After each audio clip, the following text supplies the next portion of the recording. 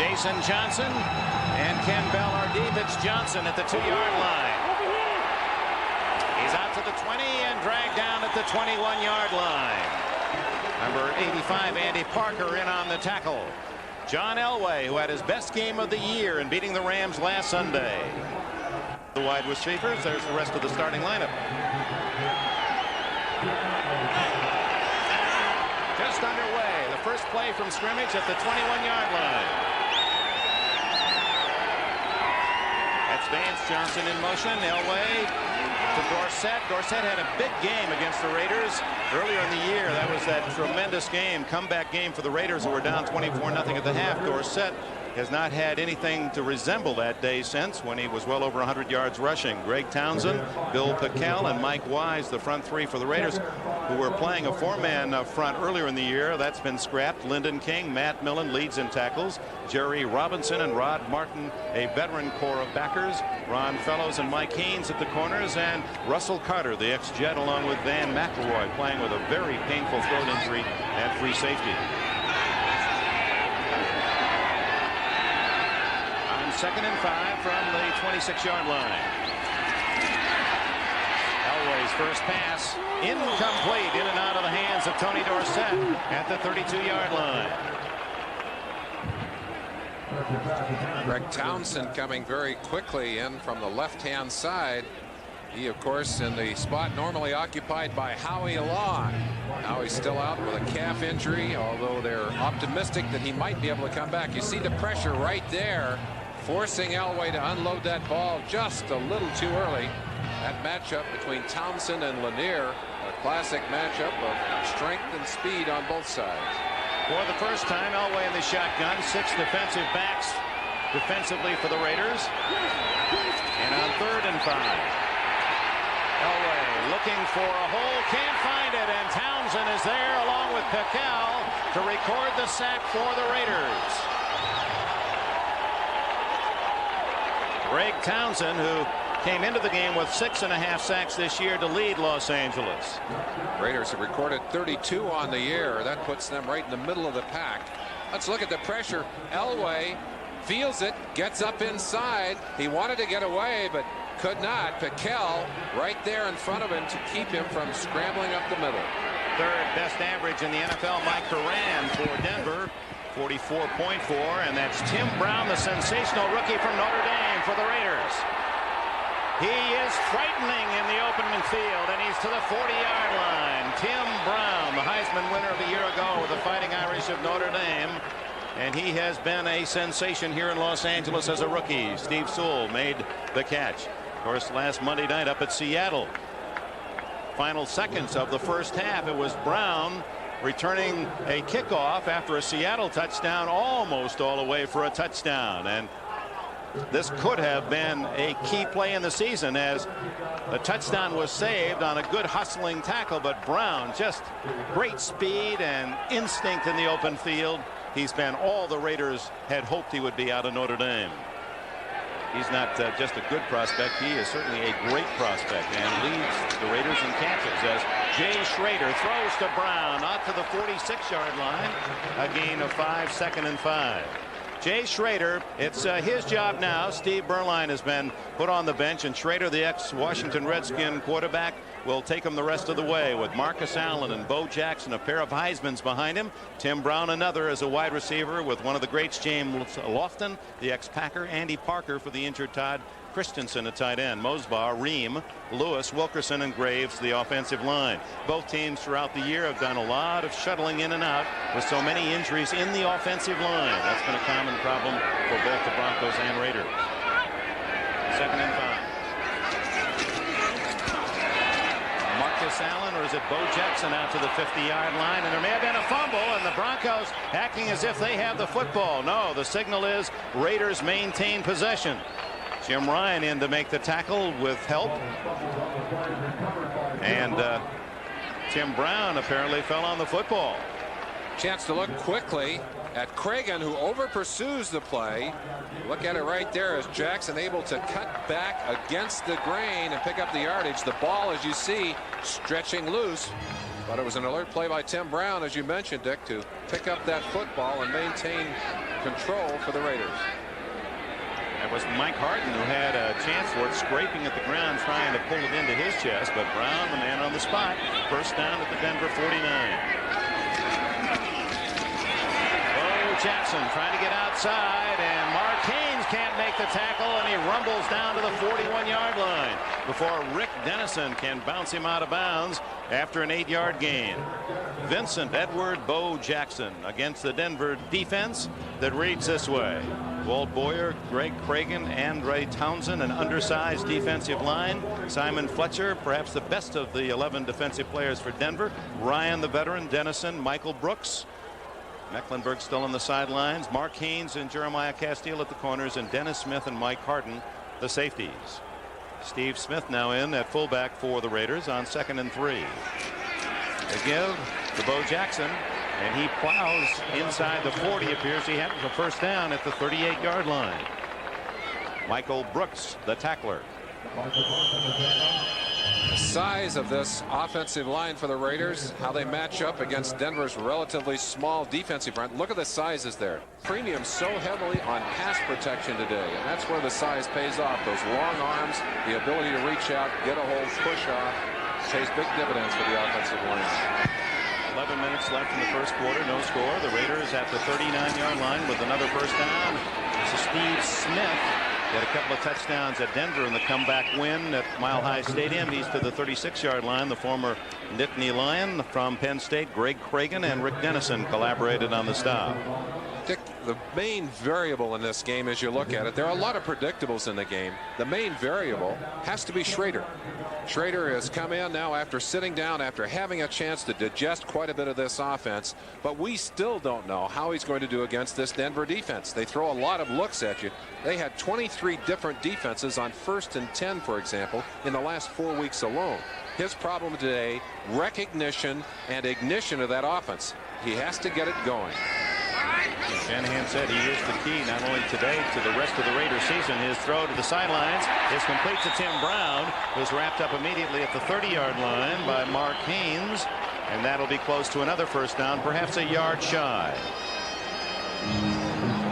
Tim Brown has really come on strong, has tremendous maturity as a rookie. A lot of rookies really have a difficult time with the discipline of the passing game. Not so Tim Brown, and I think had the quarterback situation been settled here in Los Angeles, you'd probably see a lot more receptions in that reception column for this young rookie. Well, it's really testimony to his talent when you consider that the other wide receivers for the Smith picks up the penalty, and with that goes a first down for the Raiders at the 31-yard line. One of the difficulties with having that many quality receivers is you're dealing also with some quality egos. That's right. And it's hard to get them the ball as often as you would like to do it, and they tend to get a little discouraged. Brown to the right, Lofton to the left, Marcus Allen, the solo running back, as the Raiders use 2 tight ends. Possession has driven them deep now into Denver territory, and now Schrader goes for it all. Could be intercepted, but it was out of bounds. Castile covering Lofton. Incomplete. One of the dangers that Schrader will face today is that in Shanahan's offensive plan, the receivers must read the defense and must make sight reactions to the defensive play. If they're seeing one defense and he's seeing another, that ball may well find its way into the hands of the defense. Turnovers, of course, something that the Denver Broncos have relied on heavily over the years defensively. They give up large chunks of yardage, but traditionally were able to come up with the big play down near the end zone. Now, that was the case in point last week against the Rams, who were down inside the 10 several times and couldn't score against the Broncos. 5 times, 1 touchdown. Marcus Allen slashing off the left side for short yardage as we take a look at the 10-minute ticker. And Tampa over Buffalo. There's the score of the day. San Francisco beats Atlanta. Indianapolis squeaks by Miami, and Detroit has another win at Green Bay. Here no score, but 3rd and 5 for the Raiders. Schrader, well protected, has a first down at the 20-yard line to Steve Smith, the fullback. A 7-yard pickup in front of Randy Robbins. Check it, it's Marcus Allen who makes the catch. And Allen, who's wearing a cast on that injured wrist, look at the cast on that left hand, makes it difficult for him to catch the ball on that left hand side. He's got to control it with the hand and the cast. Looks like he got a glove in there to protect that thing from rubbing, but that's the navicular bone of the wrist. Good job of corralling that pass. And Schrader, very impressive in this first drive, very calm, taking his time and getting good protection. Now that's got to be the key for him. If you can pressure Schrader, you can force the mistakes. But so far, he's having time to throw the football. That's not good news for Denver. Using those two talented backs, and this time it's Allen again, who won his Heisman while playing on this field for the University of Southern California, and has drawn high praise from his new coach, Mike Shanahan. And we welcome aboard those of you who have seen the game of the day as far as the Buffalo. Here in the Los Angeles Coliseum, Dick Enberg with Merlin Olsen. The Los Angeles Raiders on their first possession have marched to a 2nd and 9 at the Denver 19. Quarterback draw and blown play, and Ruin Jones is right on Schrader to drop him for a loss. There's Jones from Utah State. He has been wrapped throughout the league and was during the week here in Los Angeles for his failure against the run. What they're trying to do is to get this man to move to the outside, which they do, and just drop back and then come right up the middle. Let's see what happens to the play. Schrader gets what he wants in the sense that the nose tackle moves out, but it's a stunt on the other side, and Rulon Jones stunted right into the middle of that play. Otherwise, it would have gone for yardage. That's that mobile, small defense of Joel Collier. You can't always count on players being where you expect them to be, and that proved to be a winner for Rulon Jones. 3rd down, big play, and it's caught at the 10 and into the 9-yard line is Marcus Allen, the bread and butter back of the Raiders, and that's going to be very close. Let's see where they spot the ball. A very live and strong arm. In fact, 2 of the strongest arms in football on the field today, and Schrader has been throwing with a great deal more authority in the last 2 weeks. His tentativeness from earlier in the season has been replaced with a confidence, I think, an understanding of the system, and you see it right there. Receiver is open and the ball is on the way. You could see Schrader, who for 4 years played minor league baseball with that gun. He was a catcher, and he hits just enough to Allen for a 1st and goal just inside the 10-yard line. He and Elway share another very positive characteristic as quarterbacks, and that's the quick release. Both of them minor league baseball players. Both of them, there's Townsend, who has a knee injury, we understand. We don't know how serious. They both were involved in high school action here in the Los Angeles City area. Pacific Palisades High for Schrader, and Granada Hills High School in the San Fernando Valley for Elway. One went to UCLA, the other to Stanford. Both played minor league baseball. Now they're matched against each other today. And Bo Jackson, look at him squeak through. He was stopped cold at the 10-yard line and just burrowed his way for 6 yards to the 4. Michael Brooks was the last man to touch him, and Jackson almost running on his knees for a score. Definition of second effort. Look at the hole close, and all of a sudden, out of nowhere, Jackson, who refused to go down, just kept his feet moving and found the opening. There's Bo Jackson, who finished his Kansas City Royals season with 25 homers and 27 stolen bases. First 25-25 man in Kansas City history. 2nd and goal. It is Jackson again for a touchdown.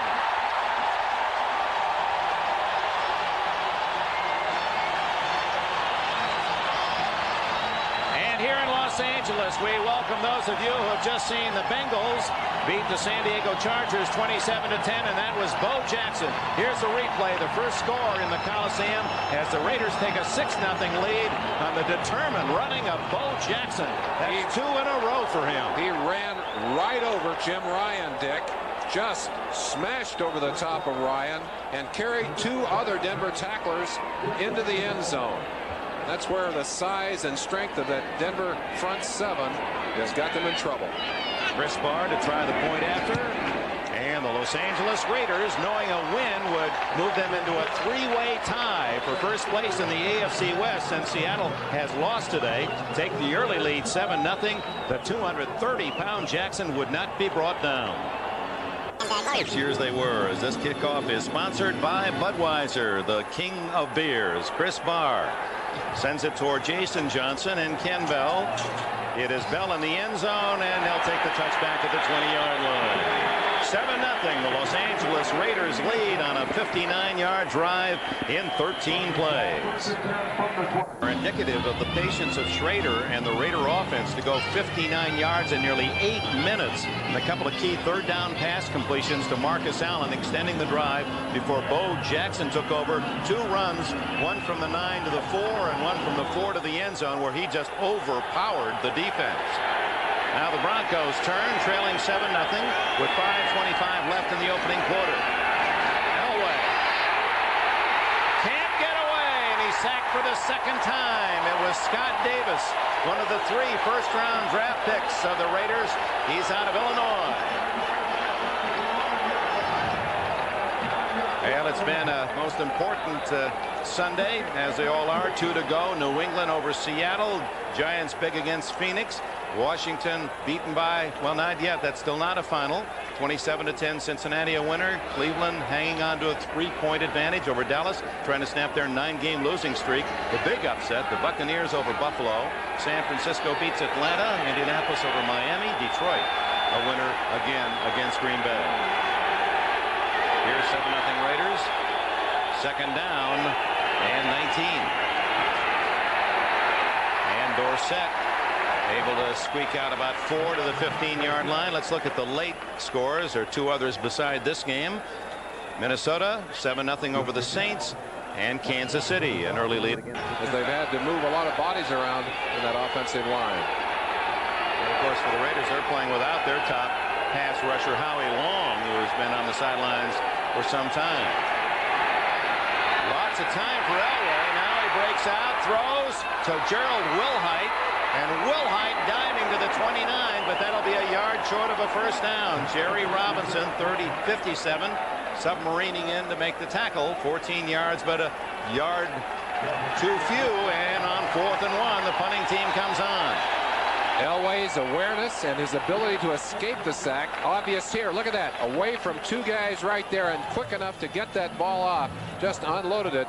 Wilhite, with his gymnastics skills, came very close, as you mentioned, to that first down. But Mike Horan gets another opportunity, and Jay Schrader gets the ball again. And the Raiders fans move up to the edge of their seats with Tim Brown back at the 25-yard line, the sensational rookie return man.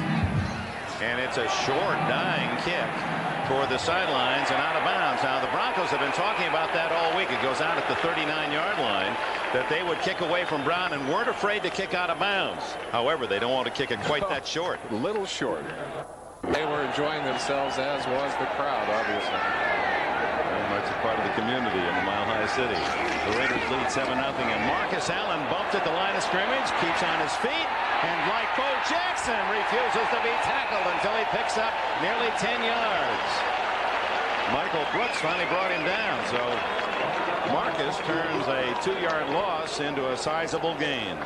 Number 55, Rick Dennison, didn't know which way to go. Looked like Marcus nailed behind the line. Watch him. Number 55, he's getting over. He thinks they're coming to the right. No, Marcus is going to the left.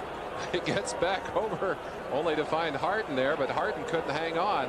This tackle allowed the first down, as Mike Harden got a hold of the elusive back, but just could not bring Marcus down. And Marcus, what a tremendous professional. Great body control, great instincts for where the openings are. Showed it all right there.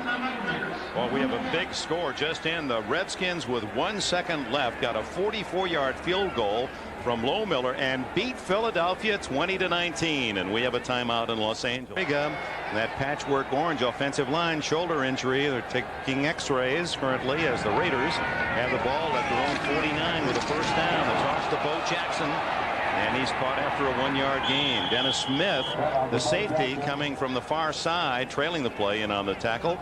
And let's look at the other scores. And 5, and with Cincinnati winning and Buffalo losing, those 2 teams in the AFC are at 11-3. And since Cincinnati beat Buffalo, should we get down to that final game of the playoffs, Cincinnati would have the home field advantage as of today. Marcus Allen tripped up by Greg Cragen, and Jim Ryan on the back to secure the stop. Cragen, a very quick nose tackle, about 255 pounds, not strong enough to take the man on straight up and play both sides. He's a slanter. Watch how quickly he'll slant to the left-hand side. Wilkerson, the guard there, is able to push him off slightly, but Cragen very, very quick, keeping his good position, able to make that play. He's the leading tackler. He and Tim Crumry, the only two nose tackles in the league that lead their teams in tackles. Crumry, of course, with the Bengals. 3rd down and 8. Long 7. It's closer to 8. Look out. And Schrader is hit hard on the sack at the 44-yard line. Randy Robbins coming through on a safety blitz. Oh, the Raiders will have to punt. Gossett, averaging nearly 42 a punt, drives a perfect spiral toward Gerald Wilhite. He's at the 13 to the 17-yard line, and the flag is down. He may have had an offside on the play or ineligible man downfield. Let's get the official word. Offside against the Raiders, so the Broncos may elect to have Gossett kick it over. We've talked to Dan Reeves. You feel the pain of that loss oozing through his pores. Somewhat a surprising decision. They do not ask the Raiders to kick it over after a 44-yard punt. They take the ball at the 18. Elway out of the backfield, incomplete to Winder. Jerry Robertson on the coverage, former UCLA All-America. Well, it's fairly simple in the West as to the team that will make it into the playoffs. If either Seattle, Denver, or Raiders, this is before play today, won their remaining 3 games, they won the West. Well, Seattle has already lost at New England, so it'll be between the Denver and Raiders to decide which team at least has the chance. Next week, Denver at Seattle, Raiders at Buffalo. Buffalo's lost 2 in a row. And then finally, Denver hosts New England. Raiders host Seattle the final week. So the wild, wild West is that again. This is playoff time for both these teams, without question. Elway protected well. Underneath he goes to one of his 3 amigos. And it appears to be Vance Johnson, who has his first catch today, the leading receiver for the Broncos, his 57th of the year, his best year in the NFL. The Raiders have played well here in the Coliseum. They've won the last 2 games against the Raiders here, 3 out of the last 4, and that's important. They feel confident coming in today. And that's the end of the first quarter in Los Angeles. You know, if their people get healthy, many feel that they have the personnel to be the team to make it into the playoffs. And they've started well today with a 7-0 lead. Long incomplete throw by Elway. No one near the ball on 3rd and 5 as we open the second quarter. Natil was 15 yards from where that one landed. And the Raiders will get it as they dominated possession time and yardage in the first quarter and lead 7-0. So the Broncos, as yet in 3 possessions, have had 3 downs and a punt.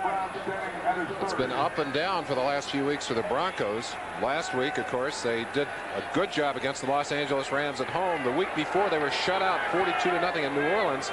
The week before that, well, they won big against Cleveland. Another wobbly boot toward Tim Brown at the 33. Brown to the 45, the 47-yard line. And the Raiders with a lead will start an excellent field position at their own 47. Time of day in Los Angeles, not for Carl Mecklenburg. He's had the pins removed from that broken right thumb, and they hope that he might be able to play next week at Seattle. The all-pro linebacker. Miss him so much on defense, Dick. He gives that defense such a variety of talent, not only his size and speed, but savvy. Schrader in trouble, and down he goes as the sack recorded by 71 Greg Cragen, who had only half a sack all season long. Let's go to New York. And Al, thank you, Gail. Eddie Murray returning to Los Angeles, where he was a high school star. And the Dodgers, the world champions, and their fans will be pleased to get that great switch-hitting first baseman.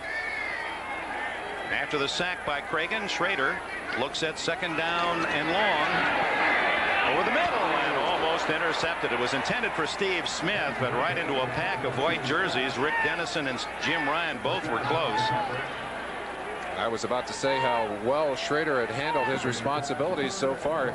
He was 3 for 5 until he threw that one. He's now 3 for 6, but that 50% average, much better than the Raiders have been doing on the season. In fact, the Raiders' completion percentage is the lowest in the NFL as a team and the lowest in this decade. They're just hitting around 42% of their throws as a team. Brown, Galt, Lofton, and Fernandez, 4 wide receivers in for the Raiders. Out of the shotgun, 3rd down and 20. Schrader. Incomplete to Fernandez, or was it Lofton? James Lofton at the 47.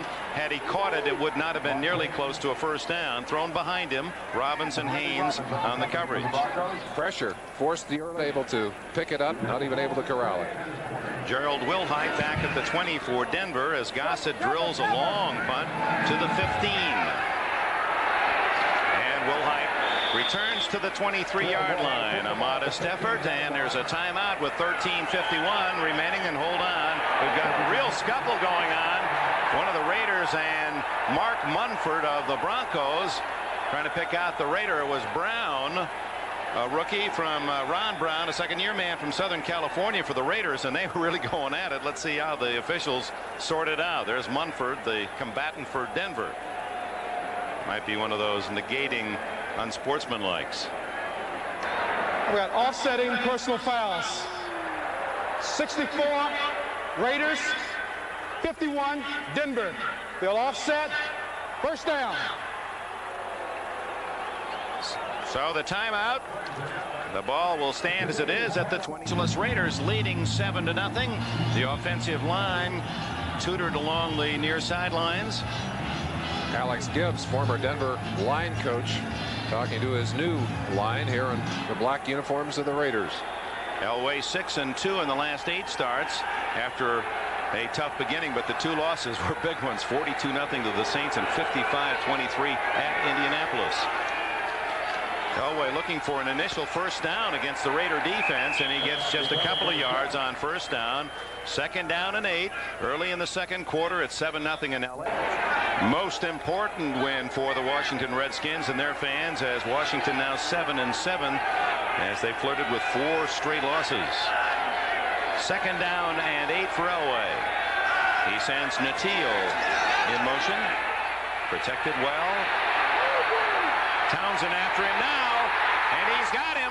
Out of bounds goes the ball. Is it a fumble or a pass? It'll make a big difference. If a pass incomplete, he'll save the yardage. If not, it's out of bounds at the 12-yard line. It looked to me like Elway's arm was moving, but they could almost call it a deliberate grounding call. And Townsend, one of the few defensive linemen in the league who can really run with Elway. And of course, he was able to do that in earlier ball games, but now as a full-time player, not able to really conduct that kind of attack through 4 quarters. But boy, he showed you good speed there. Well, they're going to call this a fumble, although it's obvious that Elway was just trying to dump it off and get the incomplete pass. They call it a fumble and a sack and a 12-yard loss.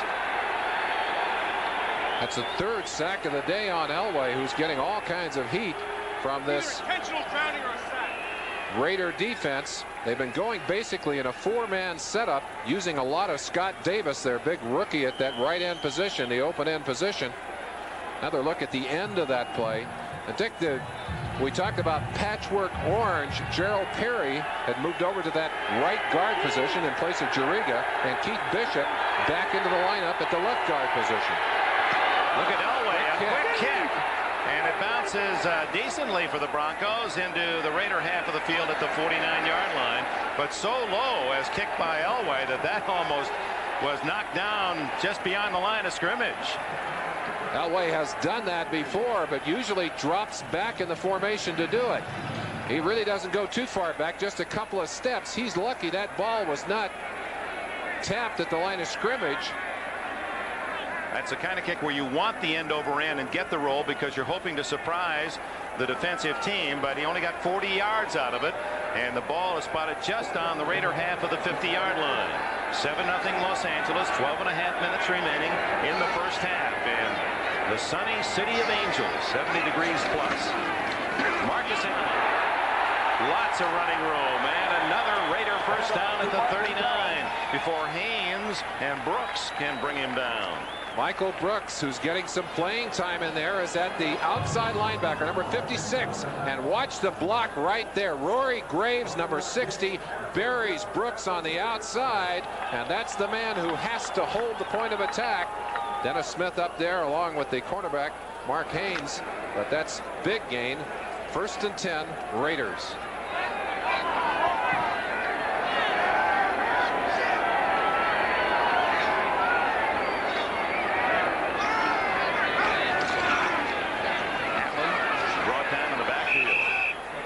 There was Brooks, who starred at LSU, the youngest of 13 children in his family. They liked Brooks last year. He was drafted in the 3rd round. He would have been a 1st-round pick, but had a serious knee injury his senior year with the Bayou Tigers. Getting a chance to play, Dick, not only because of the loss of Mecklenburg, but Bruce Klosterman out of that lineup as well. They had to put Jim Ryan inside and move Brooks in to give him an opportunity to play. Injuries a factor for most teams in the NFL. This long season has really taken its toll of all players. 2nd and long, 4 wide receivers for Schrader: Brown, Galt, Lofton, and Fernandez. He keeps Allen in the backfield with him, and he's down in the grasp at the 48-yard line in Raider territory. And Greg Cragen, as he had a first half a sack coming in today. He's making those numbers count here today. In the big bag today. 11 yards on that loss, so it's 3rd and 22. Schrader. Incomplete down at the Denver 30-yard line, intended for Willie Gault. And Mike Harden there to cover for Denver. On our 10-minute ticker, just inside his 40. High, beautiful spiral. Wilhite lets it bounce at the 5, and it goes into the end zone for the touchback. Denver ball at the 20-yard line. 51 yards for Gossett, 31 yards net. And we have a timeout at the 10:04 mark. Seattle and the Raiders have all had their chances to sprint ahead in this race. Well, it's conceivable the winner of the West might not have a winning record. Could win it with 8-8. Raiders beat Denver today. Seattle, Raiders, and Broncos would all be 7-7. And here's number 7 Elway to throw. Incomplete at the 25-yard line on first down. And Broncos with their 4th possession still looking for a first down. There's Lyndon King on the coverage for Los Angeles. There it is, updated. Denver 7-6 now in the lead, with Seattle losing earlier today at New England. The Raiders 6-7 after losing at Seattle on Monday night. Then San Diego and Kansas City. Elway now is 2 for 6, 19 yards passing, sacked 3 times. So if you put the sack yards in, Denver in the minus pool in the passing department. 4 wide receivers. Elway in the shotgun on 2nd and 10. Lobs it for Mark Jackson, and it's right on the money. First down at the 44-yard line. Van McElroy made the tackle. What a nice touch toss by Elway. Ron Fellows trying to cover man for man on the outside.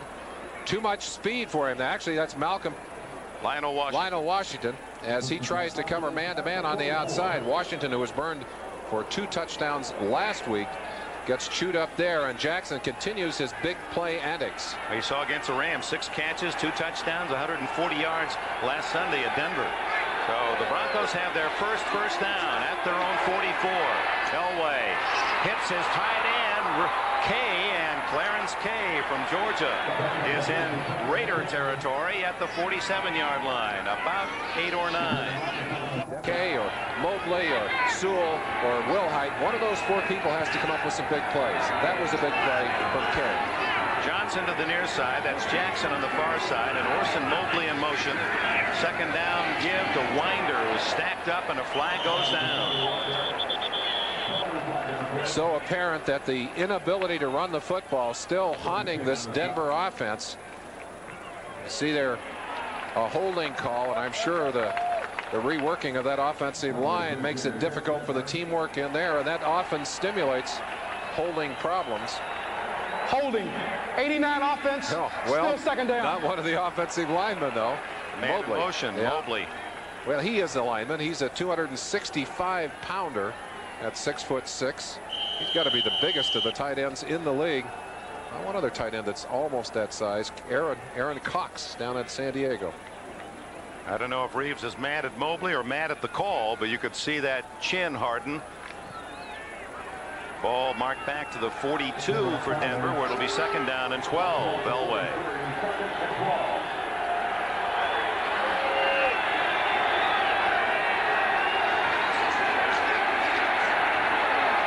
He guns it to Steve Sewell, who takes it to the 46 near the first down. Russell Carter at safety from SMU, a #1 pick of the Jets back in '84, drags him down. Well, talking about injuries, how about the Raiders? At defensive backfield, they've got two men, Russell Carter and Ron Fellows, that were cut after summer camp and then re-signed because of the injuries to Terry McDaniel, a #1 draft pick. McElroy was injured. Turan was injured. Talking about Carter, last week he was KO'd in that Seattle game, and I asked him, I said, when did you finally wake up? He said, on the plane home. He said, I looked at those films. I didn't remember anything of what went on in that ball game. 3rd and 1.5.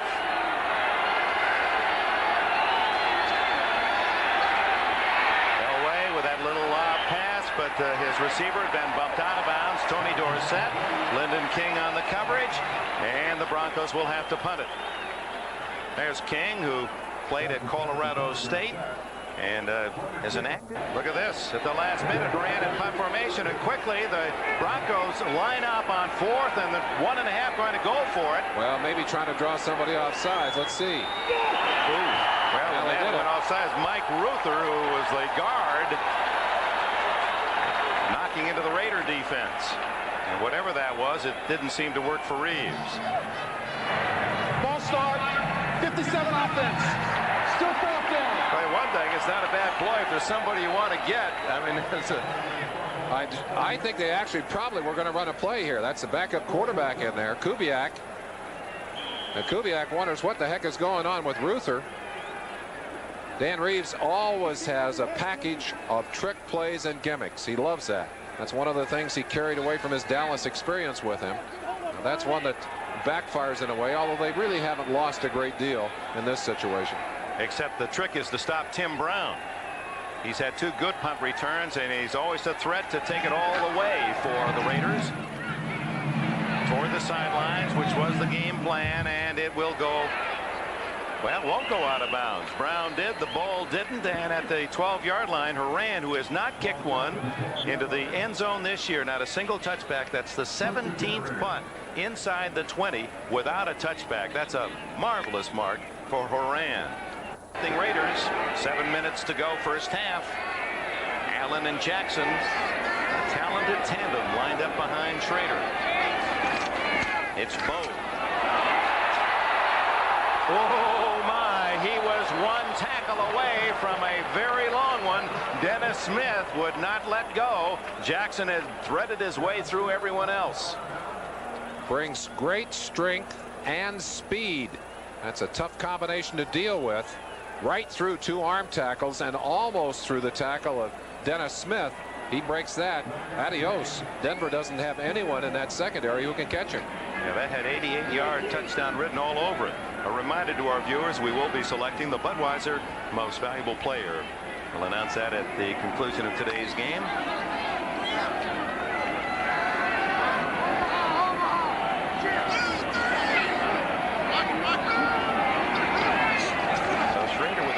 Second and 1, throws and gets it to his tight end Andy Parker for a first down.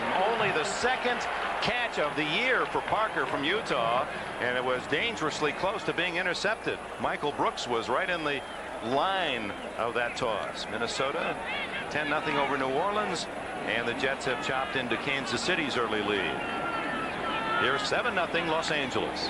Good arm strength on that play. We talk about missing players. Todd Christensen, ordinarily such a big part of this Raider offense.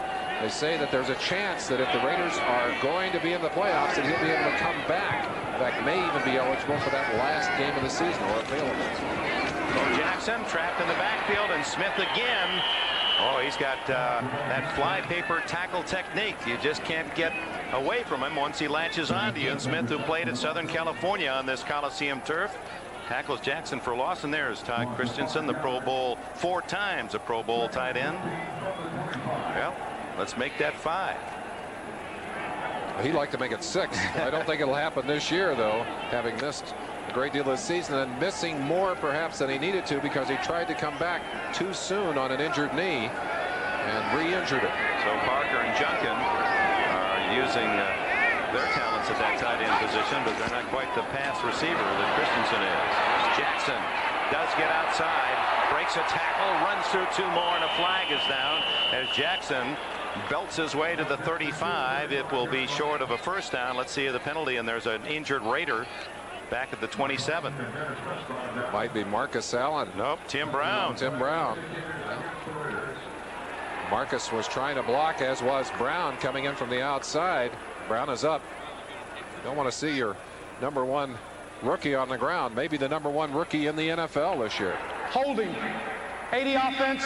Still second down. James Lofton, number 80, gets the penalty, as announced by referee Johnny Greer. Well, there's Tim Brown. Ahmad Rashad back in New York on NFL Live today said he's going to vote for this man for NFL Rookie of the Year. Of course, Keith Jackson has had a great season with the Eagles in the East, but as far as the AFC goes, here's the leading pass receiver, Tim Brown. And is there anyone better at returning kicks? I think you have to measure total impact on the game, and I think the thing that hurts him is that he is playing on a team that has lost a lot of ball games and has not had a stable quarterback. Otherwise, I don't think it would be nearly the race that it is. After the penalty, Schrader needs some big yards. Goes underneath the Lofton, incomplete.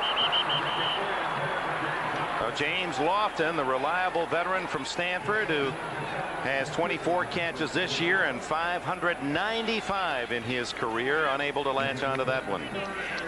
Too many dropped footballs here in Los Angeles. These Raider receivers, great speed, great patterns, but you don't complete the package till you catch the football. James Lofton should have had that catch. Tim Lucas, 59. Right there for Denver.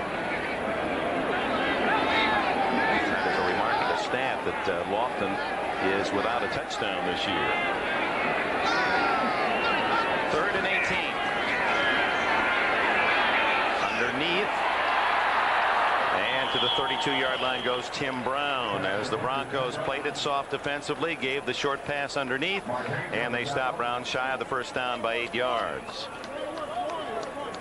So Jeff Gossett, who kicked at Eastern Illinois and in the pros with the Chiefs, the Browns, the Oilers, and a couple of USFL teams, will punt for the 4th time. We've had our share of punts in this first half, and still 4 minutes to go. Gossett, a driving kick. Wilhite at the 23. It's a reverse to Jason Johnson, and Johnson gets to the 28-yard line. The Raiders did a good job of reading that. There was a lot of room to the near sidelines. Johnson might have turned it up a little too soon. I think he just missed an opportunity to get out, as you said. Had he broken to the sideline, 64 Ron Brown is there, but I don't think he has a chance at it. Let's look outside. 56 Reggie McKenzie may be the man who saved that, because it looked like he had enough position to force the turn inside. Schrader, who started very well, really has not done a great deal here in the second quarter, and Elway has really had only just one fluttering drive into Raider territory. Not much besides that. Well, that was just inside the 50. 7-0 Raiders. Sammy Winder, true to his last name, winds his way to the 33, but a flag is down as Lyndon King scores the tackle.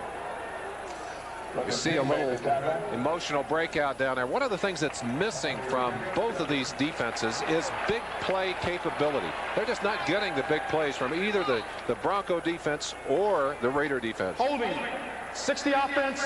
Still Specialist Willin Jones out of the ball game. The physical punishment, the nature of this grand game of football, taking its toll now that we're in December. The draw play to Winder, and the Raiders, almost as if they knew that was coming, Allow 3 or 4 yards. So 90 Wise, 70 Davis in on the tackle. Predictability and a lack of speed in that Denver. Suddenly you've got a whole stack of Raider bodies there. And it really has haunted Denver, their lack of speed and their lack of a lead blocker, a big blocker out of that backfield. Under 3 minutes left in the first half, and it's 2nd and 16 for Denver, trailing 7-0. And it's the shovel pass to Sewell, and a great read by the Raiders, number 93, Greg Townsend. Townsend with a sack, and he's been on top of Elway in this first half, and he stayed at home there. They were trying to get him to rush in on Elway, and he did not. That's such a hard play to read. They want him to come upfield. And Keith Bishop had a chance to come over and block him, but what they have to do is believe that that defensive end is going to take himself upfield and out of the play. And Townsend, who's seen enough of that play to recognize it, made the good instinctive reaction and shut it down. All-pro play on that particular situation. 3rd and 14 for Elway. Going deep for Natil, intercepted by the Raiders. Ron Fellows, his 2nd of the year, the former Cowboy. It was intended for Natil.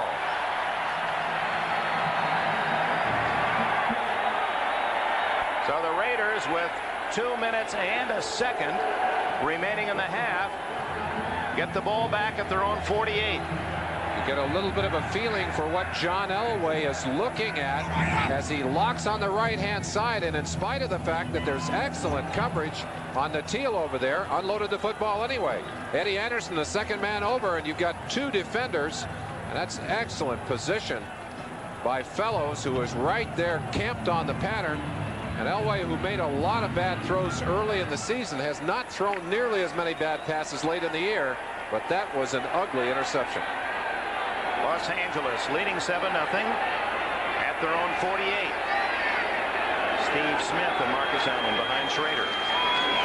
He sends both backs into the pattern and then throws to Allen to the 45 of Denver. The immediate hit made by 55 Rick Dennison, and that'll be the 2-minute timeout. It comes with 1:54 remaining in the first half. 1:54 remaining in the first half. The Los Angeles Raiders with a 7-0 lead, a quiet crowd of around 70,000 at the Coliseum. And it's 2nd and 3 for the Raiders and Schrader at the 45 of Denver.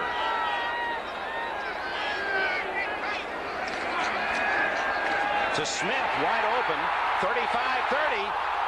One man to beat Harden. And Harden does not get him. Touchdown, Steve Smith.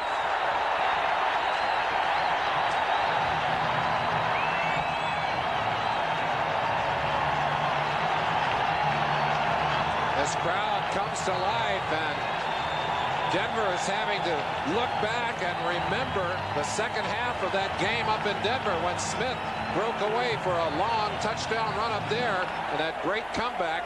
He's done it again here as he pulled into the end zone. They'll try for the extra point, and Elway, a slow start here, has really put them under the gun. 42 yards was the combination. Schrader to Smith to Denver. 45 yards this time. Chris Barr adds the extra point, and the Raiders double their advantage to 14-0. And Steve Smith has 4 touchdown receptions, 3 of those against Denver. There are a lot of folks here in Los Angeles who feel that this man should be playing a lot more football than he's playing. He's the best blocker in that Raider backfield, and you see here the kind of speed that he has. A good receiver, good ball carrier. He's going to get a lot more playing time in the future, but he is somebody that can hurt you defensively. Well, the Raiders known for that vertical game where they like to stretch the defense long, and that's what they did. They sent their speed long and threw underneath to Smith, and he just outran Mike Harden for the score of 45 yards. Denver's defense has not played well this year when they've gotten behind. They used to be a defense that could hold their integrity, but they've kind of gone up and down with Elway. And as Elway has kind of sunk, this defense has kind of lost a little of their fire. You sense it here in this ball game. Slow start by Elway, slow start by the defense. So 14-0, and the defensive coordinator Joel Collier looking for some help there. There had to be a breakdown on a short pass like that for Smith to just go almost untouched for a score. Well, there's always room underneath. When you get a quarterback time and get receivers, speed receivers downfield, you spread the defense, you're going to find holes underneath. Barr kicks it. Jason Johnson fumbles, picks it up, fumbles, and who's got it? I think Johnson ended up with the ball, but not by much. Just barely. And Elway will start with his feet back inside the 5-yard line if he goes to the shotgun here. Vance Mueller, 42, was close to getting it for the Raiders. This was that you're in the hurry to get the pumpkin, and you almost cough it up. Stephon Adams, 44, was also there. Well, the Broncos have been a tough team at home, but they certainly have shown some definite weaknesses on the road. We showed you some of those scores. Pittsburgh beat them 39-21. Indianapolis 55-23. New Orleans shut them out 42-0. The Broncos not a solid road team, and they're having trouble in the first half today. Vance Johnson gets a first down to the 20, and Elway in the hurry-up offense has 12 yards, but a long way to go with a minute and a half left in the first half. An important play. You now have some breathing room. Elway looking right into the western sun underneath again, and Gerald Wilhite just kind of falls down after the reception at the 27-yard line, and Denver will spend one of its 3 timeouts. Last reception, and it's just been a series of white jerseyed Broncos heading for training and medical help. Oh, and this, of course, serious implications not only for this game, but as you get ready for the playoffs, you need to have your people healthy. And the Broncos continue to be sending them into the hospital. Both these teams should put up a Red Cross flag over their training headquarters. Second down and 3 for Elway. He completes it to Natil, who is downed by Jerry Robinson. It's a first down, but the clock running down to 102, 101 into the final minute now. See Elway having to shield his eyes from the sun as he checks out the defense. With 50 seconds to go in the half, he guns the ball incomplete. Well covered and smacked pretty hard was Ricky Natil. Bo Jackson apparently shaking out the cobwebs. Say he got whacked on the head. In talking to Elway before the game, he said one of the dangers of this Raider defense is they push everything inside. They want to force those receivers inside, and they got people waiting inside for you. And the danger is sometimes you don't see those black jerseys, particularly looking into the sun that way. And if you miss one of those folks, they might come up with a pumpkin. Elway, I don't think, missed on the earlier interception. I think he just made a bad choice in throwing that football. There's the time remaining. 2 timeouts left for Denver. To the sidelines, and Natil does not go out of bounds, and so the clock continues to run. Bad choice by Natil. He got greedy on that play, decided to try and get something extra, and then could not get the clock stopped. They had to use another timeout. And the first down takes it to the 46 on the Denver half of the field. Elway, of course, using the sidelines here, and it's instant choice by Natil. Do you go out of bounds thinking that the defensive player figures you're going to step out of bounds? Maybe you can slicker him. Well, not fooled at all was Ron Fellows. Now watch the play. If he is down inside the field of play and you saw the knee go down before the body or the ball go out, then the clock continues to run. He's got to get down outside of that sideline. That's so important. Control of the clock. That's something you work on all during the season, both offensively and defensively.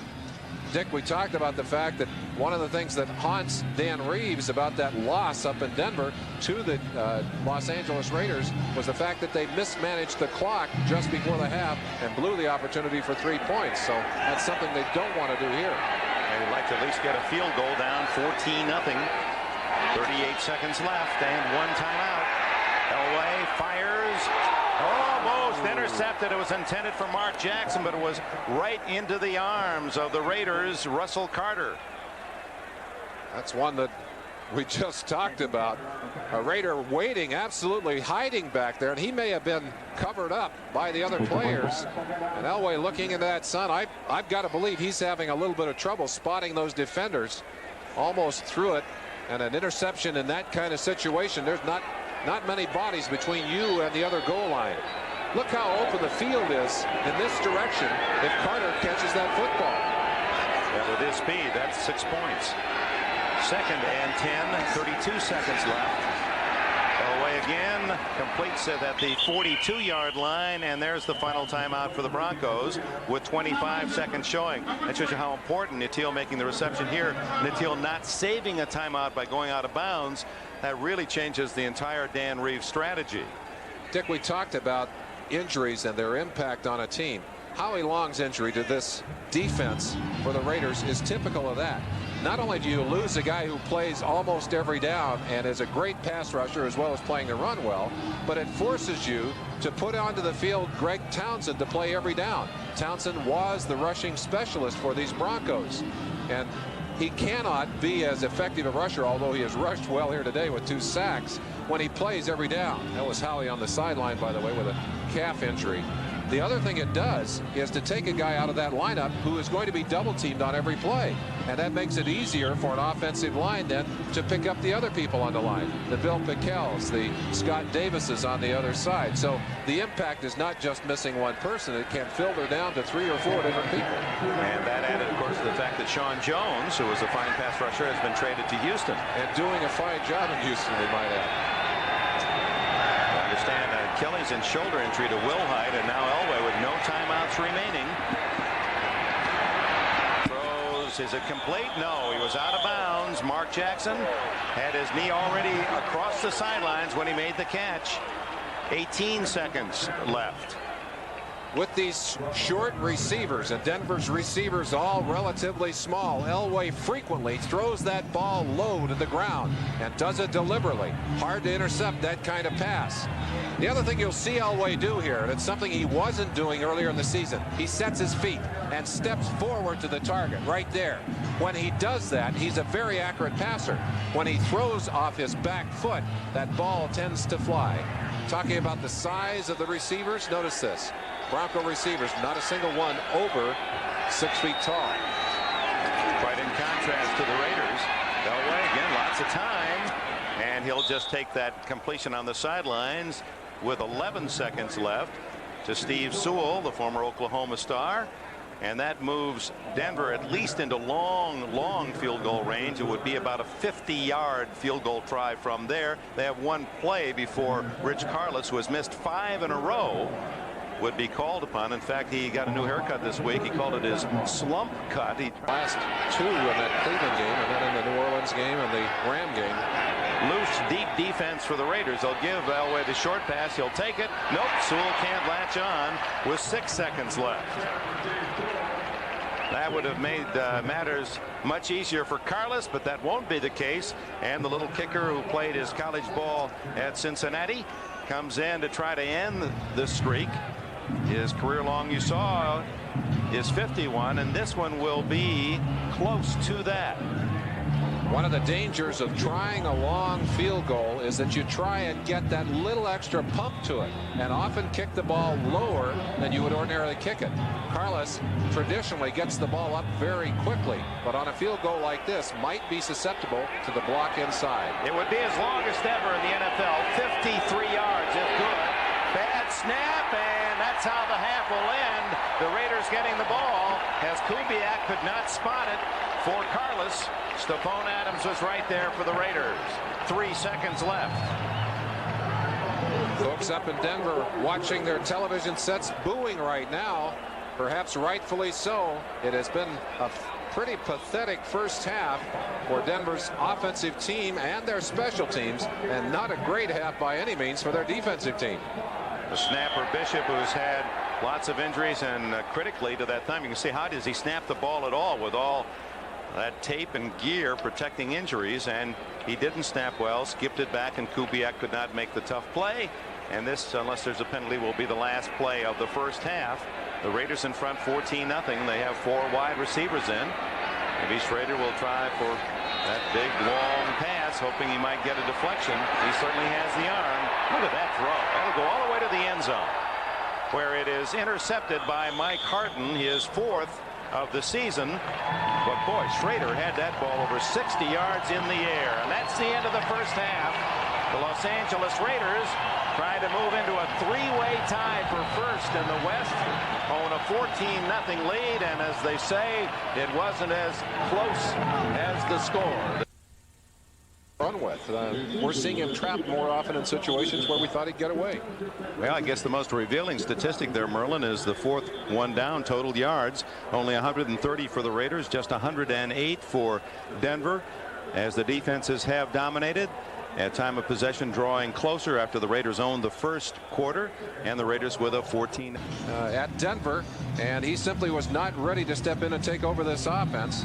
But Jackson since that time has stepped up to start playing some good football, and Schrader, more importantly than anything else, is finally comfortable with this offense, and you could see that in the first half. Not spectacular, but comfortable.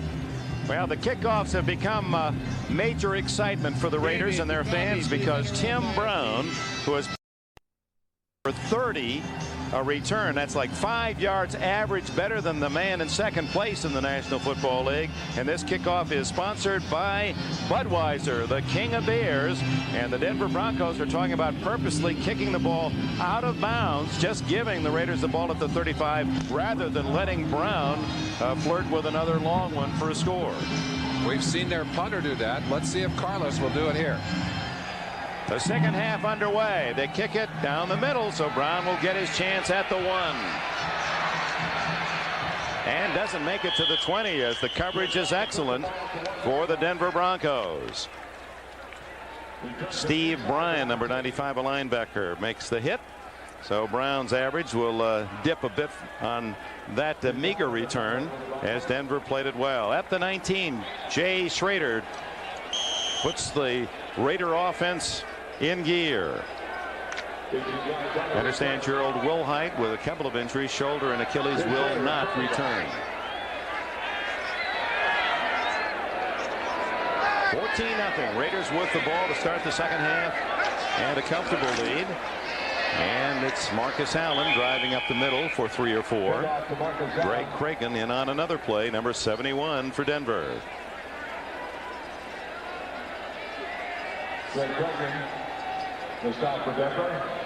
Well, week 14 as we draw close to playoff time. Peyton his initial season as they beat Seattle 13-7. 1 second left. Miller kicks a field goal, 44-yarder, and the Redskins win at Philadelphia. A must-win foul ball, and covering it is Bo Jackson as he falls on a possible mistake. Other headlines today: the Bengals be in such a bad streak. We'll look forward to seeing Dickerson against the Jets next week in New York. Yes, that's a Saturday game, so be with us next Saturday from the Meadowlands. On 3rd and long, underneath to James Lofton. It'll be a first down if it counts, but there are a couple, 3 flags down on the play. Rylan Jones playing, as we said, with a torn ligament in his hand. And there's an awful lot of holding going on down on the line. Much of it goes unnoticed, but someone noticed it on that play. Number 75, middle of your screen, Chris Ream. You saw him beaten for a sack. That's just an out-and-out tackle right down to the heels. We talked about Holding. 77 offense. Still 3rd down. We talked about rebuilt offensive lines. He's the 3rd starting left guard in this setup. They lost Charlie Hanna early. They lost John Giesick, who replaced Hanna, and now Ream has replaced Giesick. So this is another offense that has had to be rebuilt. At least the line has had to be rebuilt. Shotgun, 3rd and 19 from the 9 for the Raiders. So Schrader into his own end zone. Then underneath to Steve Smith, a combination that worked for a touchdown, gets it out to the 22, short of the first down, and the punting team comes on for Los Angeles. Dick, just to finish the thought about the offensive line, prior to this season, if you discount the 2 hooksters in there, Rory Graves in there, Bill Lewis starting at center, and of course Ream, who's come in to start at the left guard. Gossett delivers a short end-over-end kick that takes a Denver bounce back to the 45. of the Raiders, and this is the best starting position for the Broncos in the entire game. After this timeout, they'll begin at the 45 of years Pro Football Hall of Fame, College Football Hall of Fame, GTE Academic All-America Hall of Fame. Oh my. This is the other guy, and we're at the Coliseum. 14-0 Raiders. Elway play action and guns it complete to the 33-yard line underneath. It goes to Mark Jackson, and the young man from Purdue is college quarterback Jim Everett, the fine young talent with the Los Angeles Rams, who make their home now down in Anaheim. That was his college mate, and Jackson gives Denver a first down. This is their deepest penetration down to the 34-yard line. They might have made it to the 33 that first half. I believe this is the deepest they've gotten, trailing 14-0.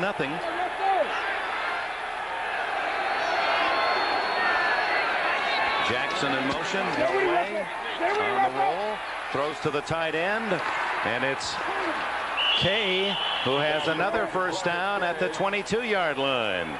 Well, Elway last week was as fired up as we've ever seen him as the Broncos beat the Rams. This is after he made a scramble down to the one. Then he snuck it in for a touchdown, and he said, hey, I mean business. That kind of emotional leadership, very important, and it's been a very flat Elway and a very flat Bronco team. And as Tony Dorsett said earlier, Elway is the go on our offense. He also is the stop on that offense. And when he is cold, this offense and this defense do not play that well. Elway has to get him cranking.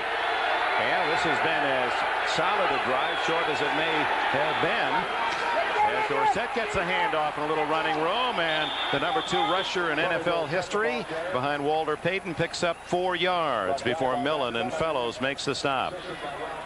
Raider defense, Dick, excuse me, putting some real hits on. That's Matt Millen. And this Raider defense has kind of lost its identity, except for Millen, who maintains that intimidator philosophy. But they do not have the reputation around the league that they once had of being the kind of team you just didn't want to play against because they would hurt you. But Matt Millen will still do it. You saw it there. He's the throwback to the Alzado and the Matuzak. Yeah. Jack Tatum to 2nd and 6, and too tall the throw intended for Vance Johnson.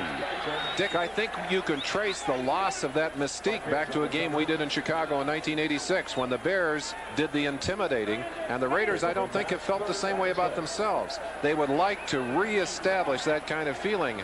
Al Davis has blamed the loss of that kind of intimidating play in part on coming to Los Angeles. He said, I think it may have made my players softer. And looking for a new stadium outside of Los Angeles, maybe they're looking for an opportunity to toughen up. Now they're still talking about Irwindale Raiders in 1992.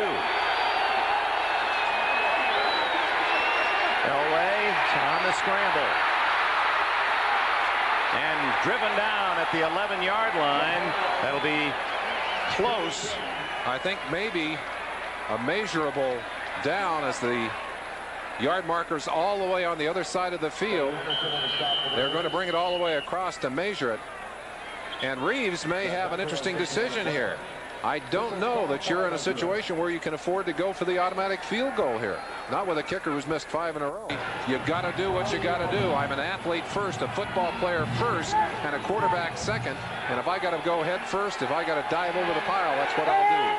And he's over 200 yards rushing this year. He's been the top rushing AFC quarterback the last 5 years.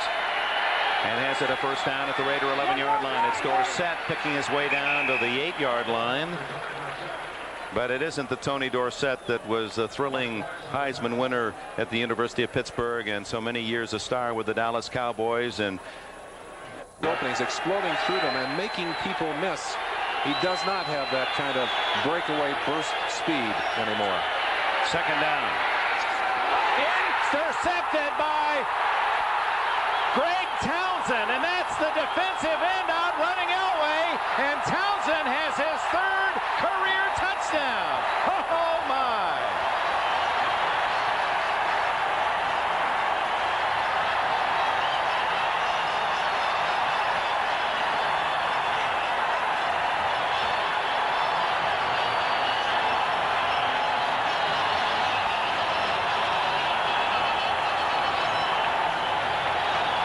Back-to-back weeks, Townsend will have a touchdown. He got one last week when Piquel forced a fumble off the sack on Craig in Seattle. But this is all his and a lineman's dream. And he shows you some of that speed that we talked about earlier in the ball game. He carries it all the way to the end of the field. You almost need a gas station down there, an oxygen tank to gas up. But boy, I'll tell you, that puts the Broncos even further in the hole. An opportunity to get some points, and they go the other way. Well, adds the extra point, an 85-yard touchdown run with the interception for Townsend. A Los Angeles high school product. He went to Compton High School. He's in the right place at the right time as the receiver falls, and Townsend makes the catch, and off he goes down the home stretch. Quite a day for Greg Townsend, and now the kickoff. 21-0 Raiders. Down to Jason Johnson, who's had his troubles, and now picks it up, has running room. 25, 30, and he's out to the 35-yard line. 86 yards, the official distance on Greg Townsend's interception for a touchdown. What a day. 4 tackles, 2 sacks, and a big, big touchdown with this interception. I think Elway figures he's got a great mismatch. Townsend is out there to try and cover Sewell, but Elway made the mistake of throwing the ball low. Had he looped that ball over the top, that would have been a touchdown for Denver. As it is, it ends up a touchdown for the Raiders. 250-pound Townsend can rumble. He scored 22 points now as a defensive player. He has a couple of safeties and 3 career touchdowns. So 21-0, and now it becomes desperate for Denver. He's going deep, has a man deep. Johnson, and that should be interference. It is. You bet. Van McElroy not playing the ball, playing the man, and he bumped him too soon. McElroy playing hurt. Hit in the larynx last week in the throat.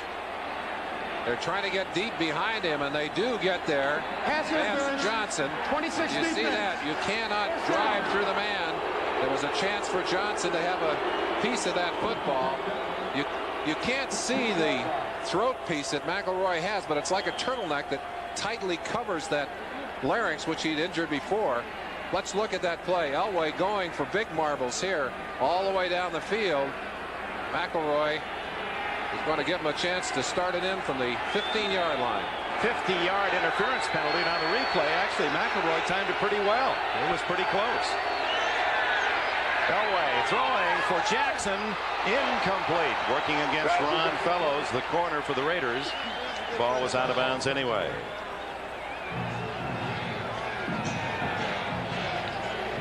Wilhite, who was one of the favorite receivers of Elway out of the backfield, will not play the rest of the day with his multiple injuries.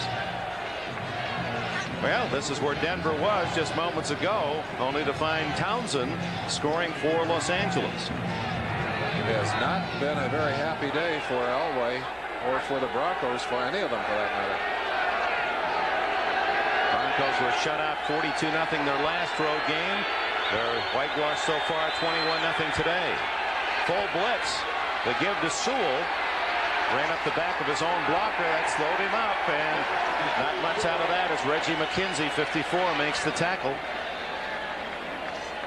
McKenzie, his twin brother Raleigh, plays for the Washington Redskins on the offensive side of the ball as a guard. He's the baby in that defensive linebacking core, a 4th-year veteran. The rest of those linebackers a little bit long in the tooth, something that they're going to have to deal with. There they are, some rocket chairs in that Raider locker room, and that is getting to be a problem for these Raiders. You have that many linebackers. Those are the starters, folks. Over 30 years old, you got a problem defensively. 3rd down for Elway.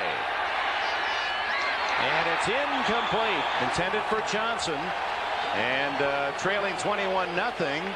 Rich Carlos is going to try a field goal. Van McElroy in on the coverage, number 26.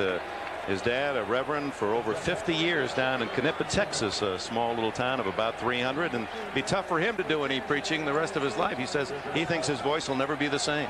He said most guys worry about walking when they're out of this game at age 50. He says, I just like to be able to talk. He hasn't been able to this week after that fractured larynx. Ooh, that just the sound of that. Here's Carlos trying to end his 5 miss slump, and he does hit that one from short range, 29 yards. So Denver has at least put something on the board. Or when they were in Oakland, Fred Biletnikoff now in the Hall of Fame. They honored him before the game today, along with other Raider Hall of Famers, Otto, Blanda, Biletnikoff, Upshaw, and Willie Brown. And there's the ring as Pete Elliott from Canton, Ohio, in the Hall of Fame presented the ring, something that he did to you earlier, and something else I remember about you. And Townsend brought back memories of you streaking. Was it a fumble or an interception? Picked up a fumble, went 59 yards, and what I remember is that Deacon Jones kept saying lateral, lateral, lateral. All he had to do was block. I had a TD. Lateral, lateral. You'll never forget. Here's Tim Brown, and he's corralled again before he can get to the 20-yard line. So the Broncos have been very successful in harnessing this talent on kickoff returns. Well, it's one of the few successes they've had all day. Right now they need some kind of big plays out of that defense, and that's something that's been sadly lacking from Joe Collier's defense this year. I think in part because of the absence of Carl Mecklenburg, although this defense has yet to score on the season, and over the last 4 years they've scored 15 touchdowns defensively. They do not have any defensively so far in 88. Well, we'll see how safely Schrader and the Raiders play it midway through the third quarter, and a 21-3 lead. Well, they aren't.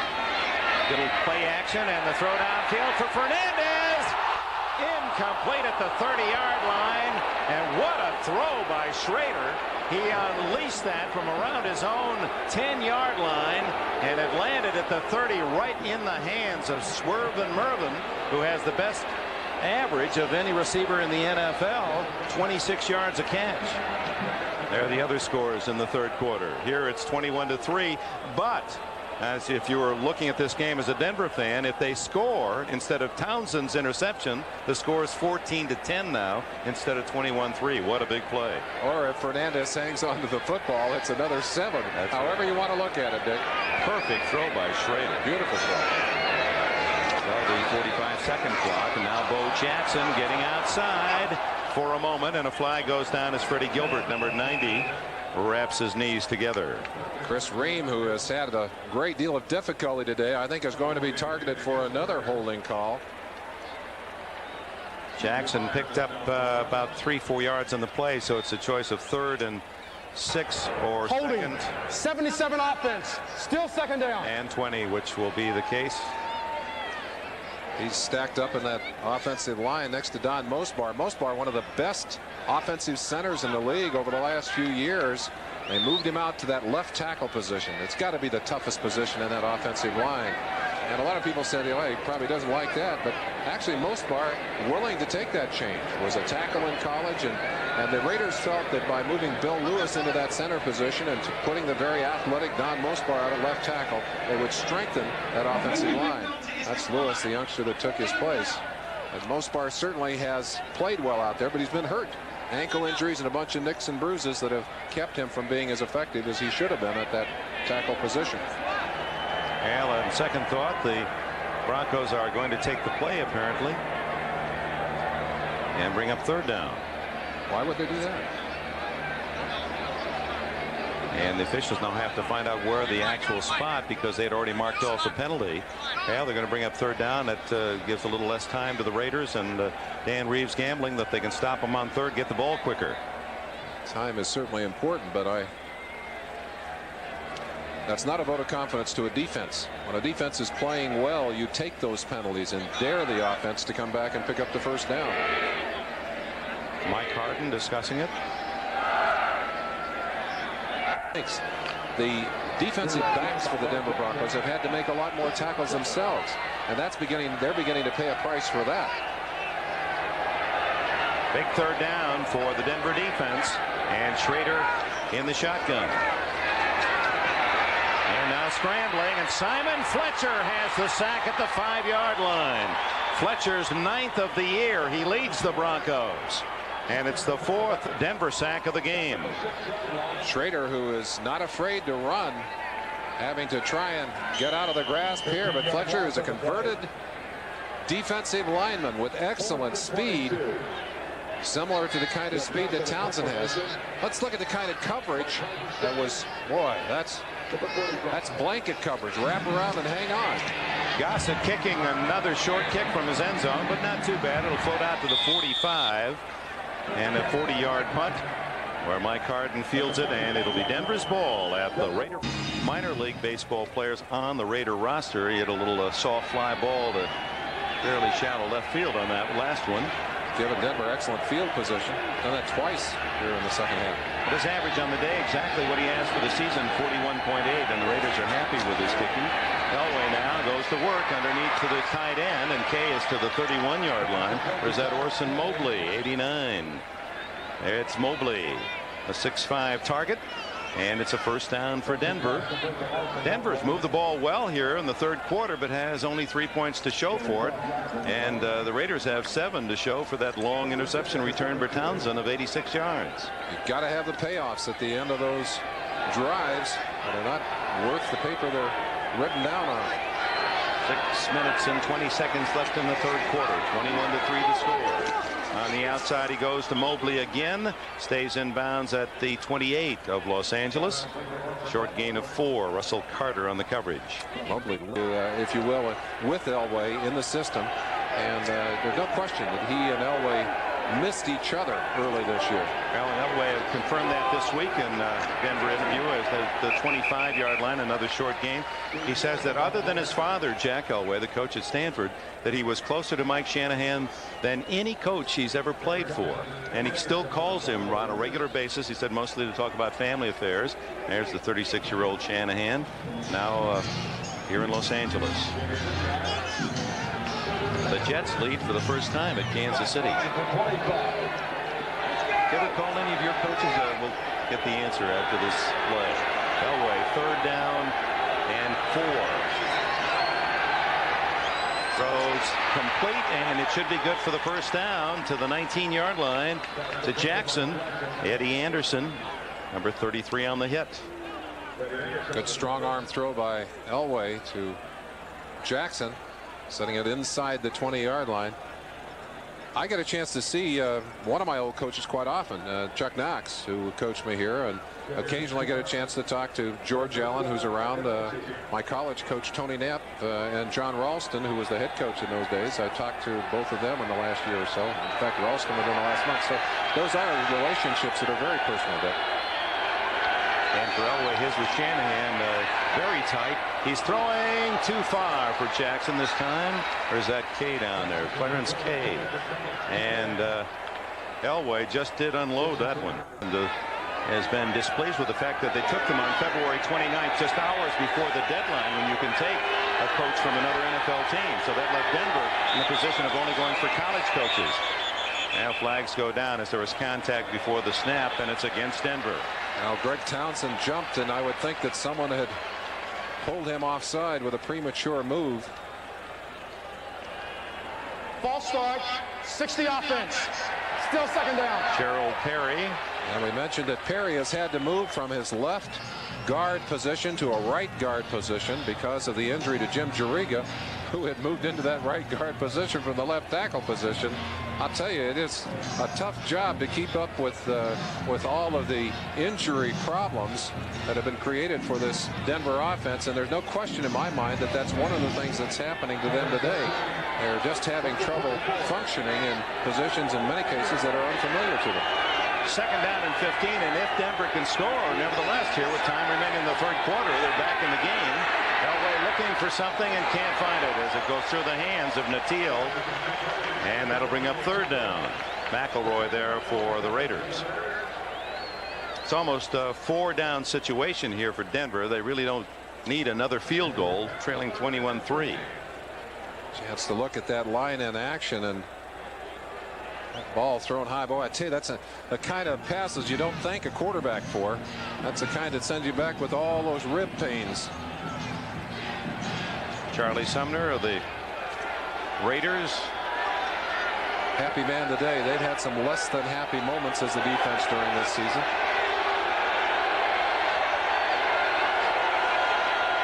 Inside handoff to Winder. And the Raiders moving to the ball well and stuff it at the 19-yard line. And here comes Carlos and the field goal unit. So this would be a really disappointing three deep drives by Denver, and to come up with only 2 field goals, and one's throw goes to the Raiders and they get 7. Well, we've seen Dan Reeves pull some of the trick plays out of the hat, and I'm sure that if I were Charlie Sumner, I would be saying watch for the fake field goal. That's a quarterback holding Kubiak. Carlos's sense of humor. He's broken that slump of 5 straight misses with a 29-yarder. This is 36 yards.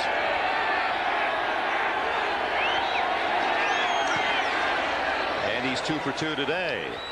But it's a hollow 3-pointer for the Broncos, who still trail by more than 2 touchdowns. Raiders 21, Denver 6. Of the National Football League is intended for the private use of our audience. Any rebroadcast or other use of this telecast without the express written consent of the Los Angeles Raiders and the National Football League is prohibited. This game is the property of the National Football League, Denver Broncos, and Los Angeles Raiders. All rights reserved. Tim Brown held in check on kickoff returns by the Broncos. They've kept him inside the 20. Here's his 3rd chance. And Carlos scuffs this one. He hit the tee. This one comes down to Stephon Adams at the 23. And Adams down the sidelines. Did he step out of bounds? Yes, he did. Yep, At the 40. 40. Just inside the 40. Dick, a quick question for you. In light of what we talked about with relation to Shanahan and his arrival here in Los Angeles, would it be your opinion that Al Davis went out deliberately to cripple the Broncos by taking those coaches away? Well, I think some people, and even Bolin himself, says that he didn't mind him taking the coach, but why did he wait till the last hour, where he really not only took a good coach away from me, but left me in a position where I had no time to pick other. I think there were good reasons to hire Shanahan, aside from the fact that it really hurt Denver. But there's no question that Davis's first responsibility to his team, as he sees it, is to get them to the playoffs, and you have to win the division to do that. There's a fumble, and the Broncos have recovered. There's the turnover they were looking for. Bo Jackson coughs it up, and Dennis Smith falls on it for Denver. Well, we talked about the absence of the big play for the Denver defense. They get one here. Elway needs to come in and take advantage of it. Let's see if we can see what happens to Jackson as he gets up into traffic. That ball stripped away on the left-hand side. A linebacker, I believe. I could not tell who it was. So it's Denver's ball at the 47 of Los Angeles. Dennison, I believe, the guy who stripped that away, Dick. And Elway works from the shotgun with 3.5 minutes left in the 3rd quarter. As a man open, it's Tony Dorsett. And Dorsett steps out of bounds inside the 40. And a little bit of wrestling going on. Mike Wise, a defensive lineman of the Raiders, engaged with, I believe, a 54 Keith Bishop. Bishop going to have a hard time fighting with that cast on that hand of his. Dorsett, meanwhile, with a reception today. He's not been used much as a pass receiver. He had 397 career receptions coming in, I believe. I know that's his 2nd. Is that his 3rd for Dorsett? I guess they took one away on a penalty. So that's only his 1st officially. 398 in his career. Unusual formation, and then the fake on the draw. And Elway, lots of time, throws underneath to Winder, hit immediately by Lyndon King, the former San Diego Charger. Short yardage, a gain of 3.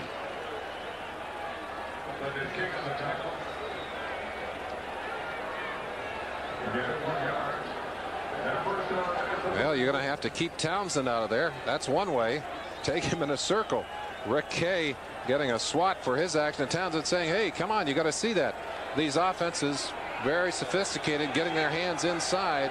And I'll tell you, with everybody holding, you just don't get them all called. Winder trying to find room. There is none.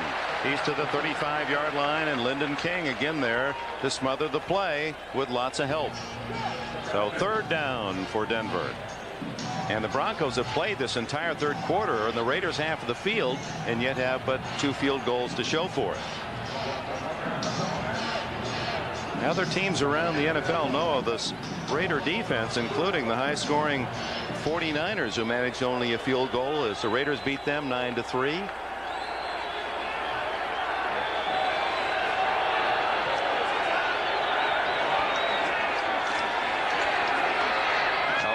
Drills the ball to Jackson, hit at the 27-yard line. Russell Carter, that'll be shy of the first down, 9 yards on the play. Dick, we talked about the memories that Dan Reeves has of the loss to the Raiders, in which they really felt that they had such a strong opportunity to win. For Shanahan and for these Raiders, their recent game in Atlanta, that kind of ball game, fumbled twice down inside the 2-yard line, ended up losing 12-6. That's a game that they knew they had great opportunities to win, and yet ended up being on the short side of. 3rd down and 2 for Elway. In trouble, a flag down, the ball up for grabs, and it falls incomplete. But there was holding on Townsend. They almost tackled Townsend trying to get to Elway. Elway gets up slowly and very slowly. Comes up very slowly. Has some ribs that are sore from last week's game against the Rams. Lanier, absolutely a necktie tackle, and it's Piquel, number 71, that takes Elway down, and I'm sure that's 76 offense, still 3rd down. Those ribs, even though Elway wears a flak jacket, those ribs are still sore from last week. He is a tough, I'll tell you, he is a tough competitor, but I've got to believe that Elway and this whole Bronco team are suffering from 2 very long and exhausting seasons. And it's apparent, if you look at the emotional level of this team, it's just very difficult for them to sustain through this year. You're talking about the 2 Super Bowl years? I'm talking about their 2 Super Bowl years, those extra months, and then the losses, and that painful experience at the end of those Super Bowls, of having to live with that loss through the whole off season. Raiders taking the penalty, so 3rd and long, and what a throw to Jackson. Oh, and he's toppled by Russell Carter as Elway threading it to the courageous little wide receiver Jackson, 180. A lot of trouble. Just the reverse of the first quarter, where the Raiders had all the first downs and the Broncos couldn't get any. It's a first down now. Elway again has a man open as Vance Johnson stops the clock as he goes out of bounds at the 14-yard line. 38 seconds left in the third quarter. Well, it was Denver trying to get a touchdown here that could make things interesting in the fourth quarter. Turnovers were the key to that comeback. Elway's going to do it himself. Sneak for a first down to the 6-yard line. So that had to be an automatic. Elway saw no linebacker there and goes straight ahead for good yardage. 1st and goal. Final seconds. See Elway just sliding right up in behind his center on that play.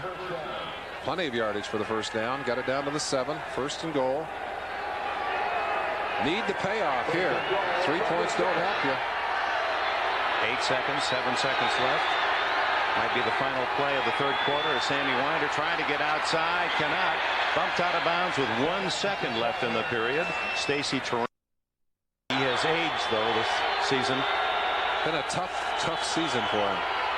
Elway throwing for his tight end. Touchdown. Clarence Kay. Boy, there's a lot of Denver fans here. They're finally getting a touchdown to cheer about.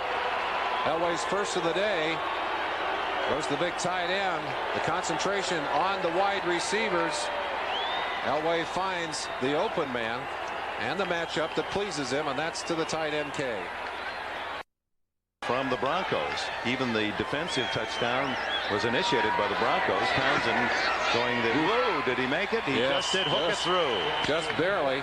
And a few more fisticuffs down there on the line of scrimmage. These two teams absolutely do not like each other.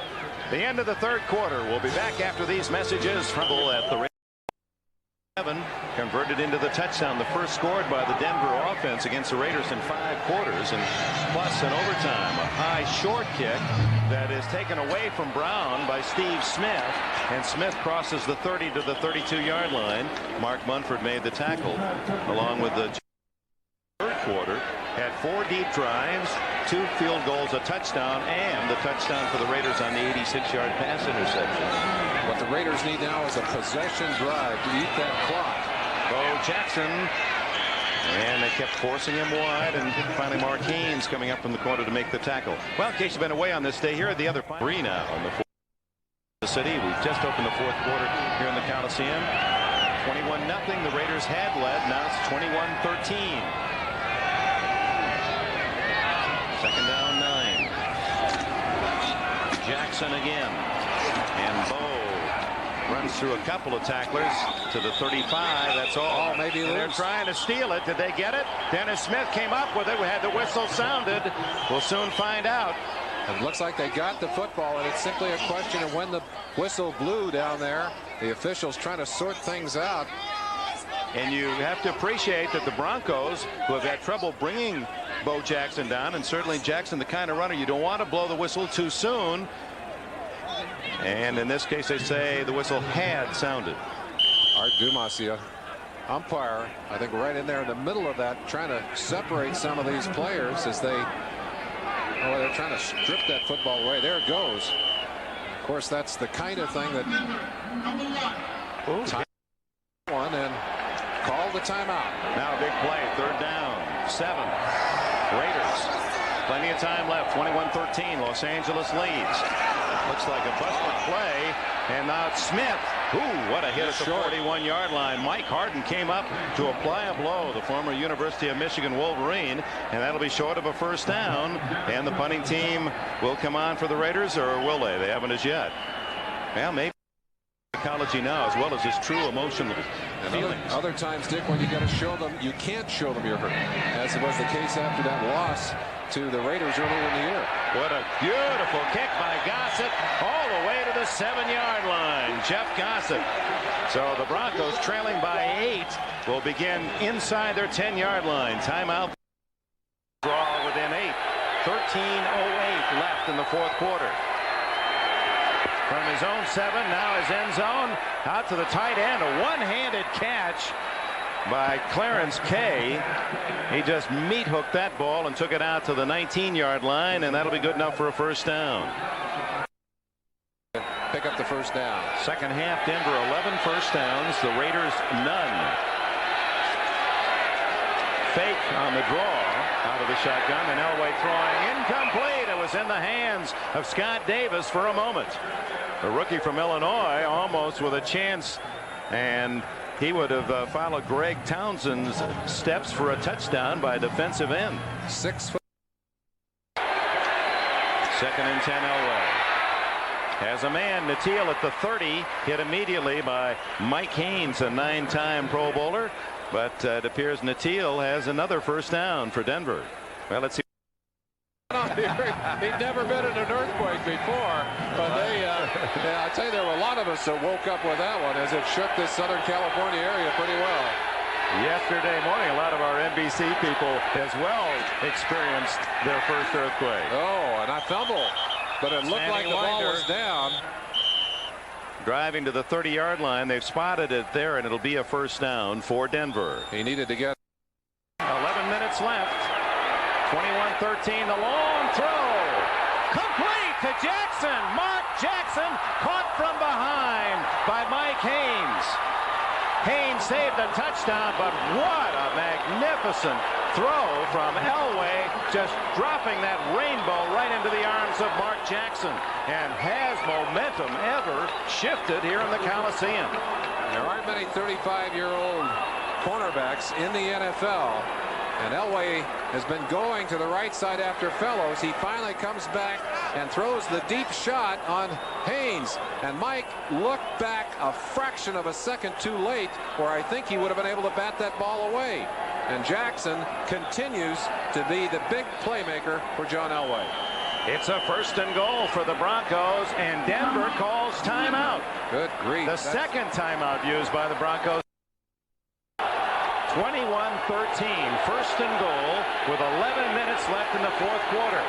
A reverse to Jason Johnson, and Johnson gets only to the 4-yard line. Jerry Robinson held his ground and was helped out by Russell Carter. Black-shirted Raiders out there to greet the ball carrier. Now the Raider fans trying to help the defense. Touchdown, wide is Mobley, or is it Kay again? Kay. Clarence Kay has his second touchdown, and it's 21-19. No one picked up the tight end. Early in the broadcast, I talked about the importance of a fourth receiver stepping forward. The three amigos are going to do their job, but you got to have a big performance from someone else, and it's been Clarence Kay today. Kay, who had 2 touchdown passes all season, has a pair of touchdowns here in the second half. And Jim Juriga is back in on this kicking team. Try for point by Carlos is good. It's 21-20 with plenty of time. 10 minutes, 13 seconds left. Big play, the 63-yard throw to Jackson. Kay with his second touchdown, and suddenly it's a 21-20 game. 10 minutes and 13 seconds left. Tim Brown waits for Carlos's kick. Brown has not gotten one past the 20 in the game. And just does get to the 20 this time. Hit just shy Tyrone Braxton, 34 downfield. Bell might have been the first guy to get a hold of him. Raiders do not have a first down in the second half.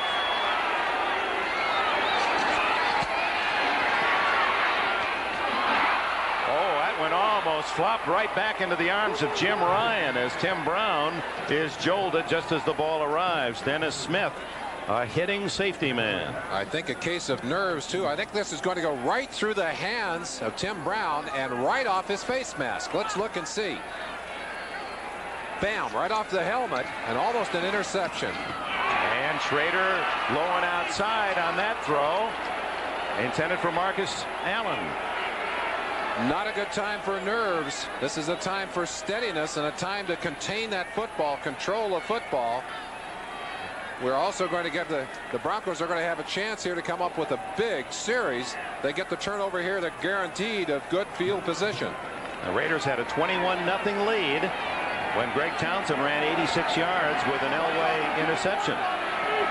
Now 3rd and 10. Just under 10 minutes to play. The Raiders lead cut to 1. Throw to Lofton. I think he's down right at the 30-yard line. It's going to be very close for a first down. They're probably going to have to measure this. Lofton, who has become a control receiver, the blitz on, able to find him there. Harden, the man coming up from the secondary.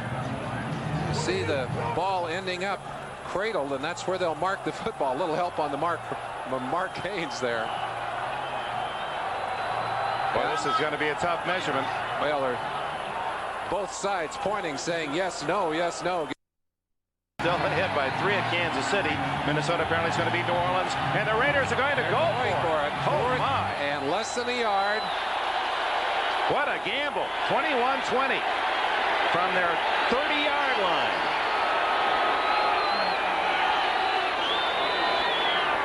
Maybe they're just going to try and draw them off sides here, barking the signals. But the Denver defense, that's it. 28th in the league against the rush. You'd think that maybe that would impact Shanahan's decision, but he was just trying to get a Denver defense that. We're down 21-0. A lot of heads down, a lot of players sitting back on the bench. Now they're up and active, and you can just sense how the feelings of this game have turned. They're on the Denver side as the kick comes down to Harden. He fumbles and recovers at the 37-yard line. A 35-yard punt by Gossett. You see Ron Brown, 64, fighting Harden.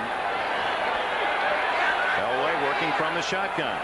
It was last year on that Monday night game against the Bears where the Broncos started to use the shotgun on first down. They really turned the Denver season around. Underneath and wide open is Mark Jackson, who skids down at the 48-yard line of the Raiders. Another first down. 15 more yards, and has Mark Jackson ever put together 2 great games back-to-back? 6 catches, 140 yards last week, and 6 catches, 138 yards this week.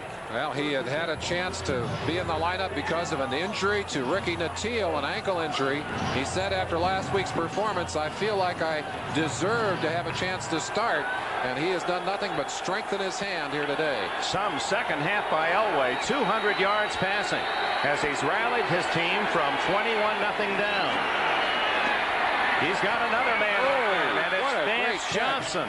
What a great catch. Well, I tell you, one of the advantages that a small receiver has is the ability to make those quick turns, and Johnson doing a pirouette to catch that football. Under heavy pressure from Ron Fellows, a gain of 5.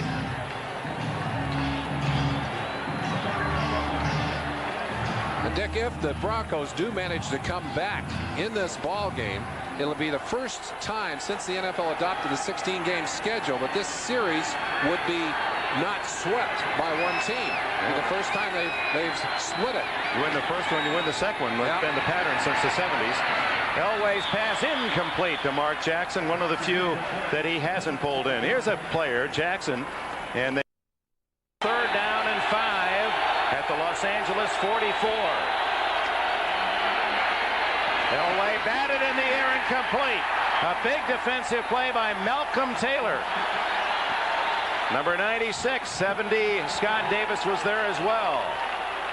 Creating his own earthquake down there. Taylor using that size and height to get up in front of John Elway. There he is, right side of your screen, number 96, working against 2 blockers. Hands up, last possible second. And the receiver was open. Steve Sewell open. That would have been a completion and a probable first down. Denver is not coming out with their punting team, and the Raiders call time. Raiders had half their punt return team and half of the other team. They had about 16 men on the field. And well, we were kind of surprised when he went for the field goal down deep at 21-3 to make it 21-6, and still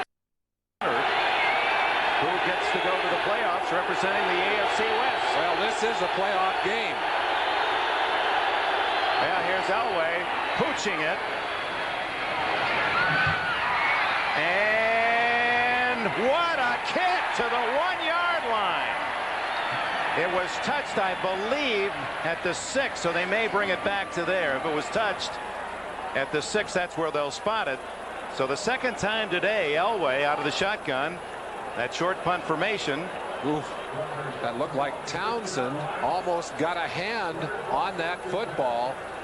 There's the touching right there about the 8-yard line.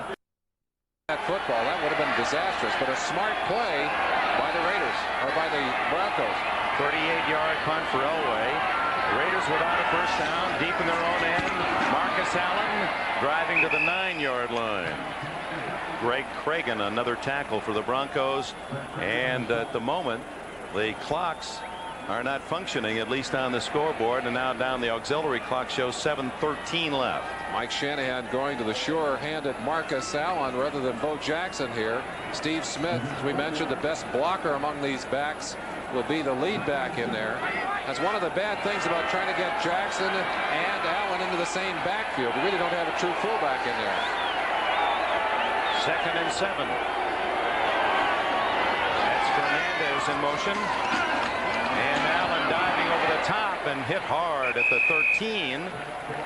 Walt Boyer from Arizona State, number 65, submarining on the play. Brings up 3rd down and a couple. Well, we talked earlier in the ball game about the size differential between this big Raider front line and the defensive front of the Denver Broncos. And the Raiders right now trying to exploit that. But you get a feeling, Dick, that this emotional pickup that John Elway has given to this team has carried over to the defense. Another big play.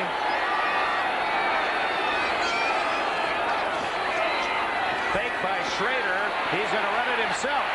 And he's out of bounds at the 16 with a first down. Ooh. Just enough. Shanahan, who had that play designed in Denver for John Elway, runs it here with Schrader. And Schrader showing you some of his speed and athletic skill. Gets away from the tackler there and picks up the first down.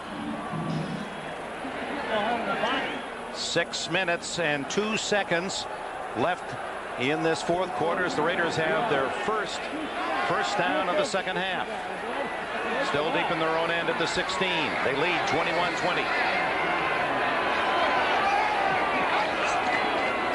Marcus Allen And the talented runner who has led the Raiders in the last several years in rushing has about 5. Those viewers who have just joined us for the Magical World of Disney program, please stay tuned. It will be a special 5 left.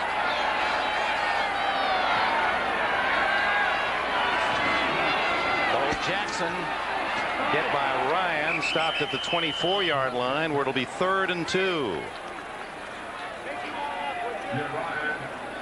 And for the Raiders, this is a time where they just like to stay in the ground and chew up the clock. 5 minutes left. When you're giving up about 20 pounds a man up front, you just have to play emotional and gutty football.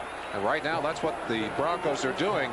The Raiders very simply are looking to exploit that running defense, which, as we mentioned, is last in the league right here. And if they can do it and grind out a couple of first downs, they can eat up the clock. They took more than 7 minutes with their first drive of the day. That's right. That went for a touchdown. That was the Jackson capped that drive. 3rd and 2. Schrader again. Same play, same results. Another first down. Did he go out of bounds to stop the clock? No. He's inside and the clock runs. Smart play. Jay Schrader showing you the experience, hard-won experience that he developed at Washington. All the other finals of this day. 2 games to go for most of the teams. Still a game tonight and tomorrow night. Cincinnati now is equal. The Buffalo Bills at 11-3 are the best records in the AFC. San Francisco, they win their final 2 games. They will win the NFC West. Indianapolis still alive. They'll play the Jets next Saturday. Now the clock running at 3:49. A couple of big first downs deep in their own end for the Raiders. Steve Smith. You almost have the feeling that Shanahan is setting that defense up for a pass, Dick. They run the ball, they run the ball, they run the ball. Play action pass, get somebody to bite, take that ball over their heads. Don't forget, they can't use just the clock. With the clock. That's right. They can't stop it with timeouts at this point. Only 1 left. 7 straight running plays for the Raiders, naturally, as they want to eat up that clock, and so they are. This time a bootleg, and the throw incomplete. No, it's a catch. He caught it inbounds. First down at the 49-yard line. Mervin Fernandez. When the running game is working, all you have to do is fake that ball inside. You get a little freeze. Mark Haynes isolated man-to-man, giving Mervin Fernandez a big cushion. Watch Fernandez right on the sideline. Toe tap in time. What a catch. Let's look at that again. 1 toe down. 2 toes down. 2 toes down. But boy, I tell you, you couldn't put a couple of pieces of paper between that left foot and the sideline. There's the veteran Fernandez from San Jose State, 5 years in the to make a big play.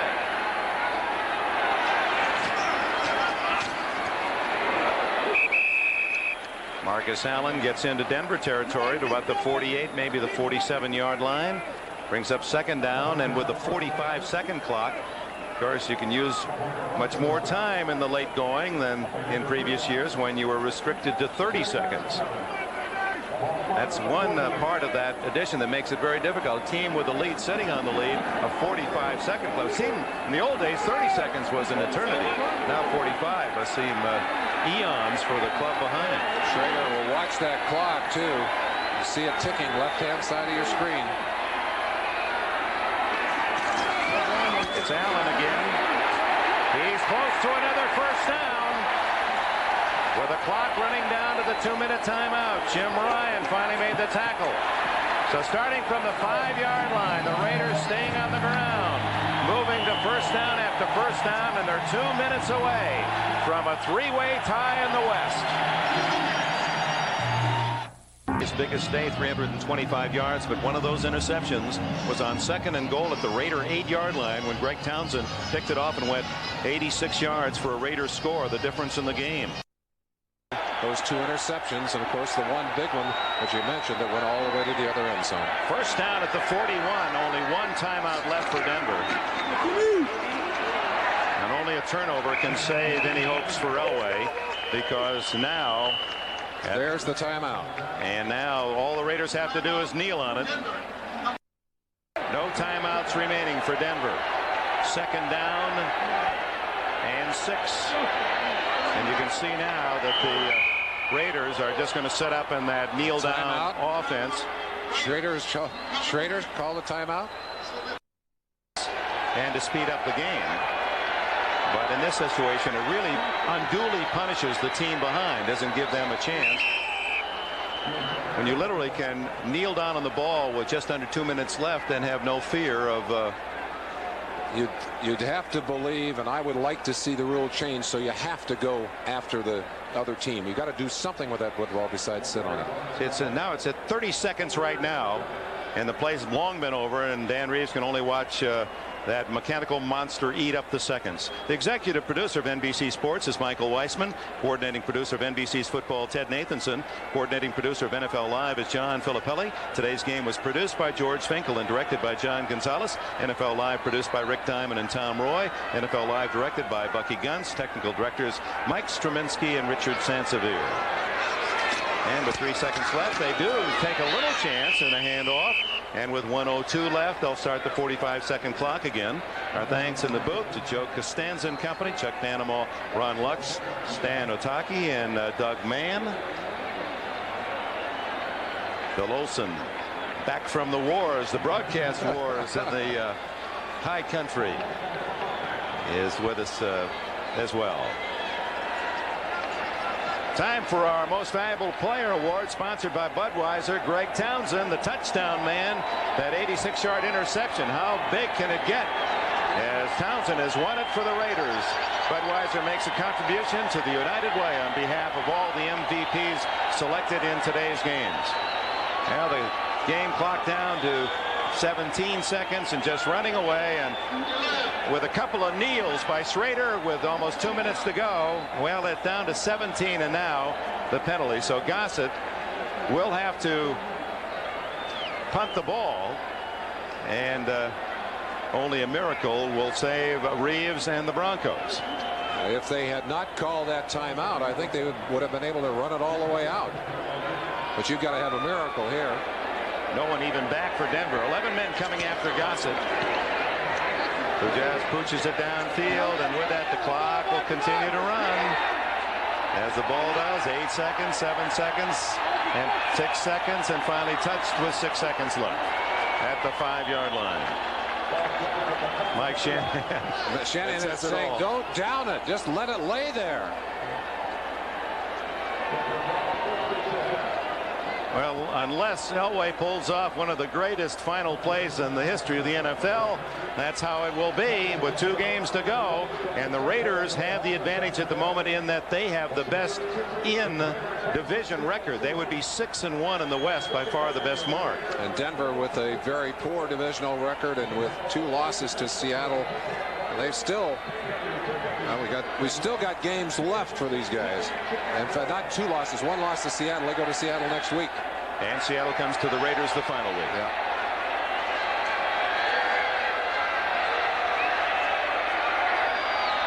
Here's the final play of the game. Intercepted by Van McElroy, and the Raiders have beaten the Broncos 21-20.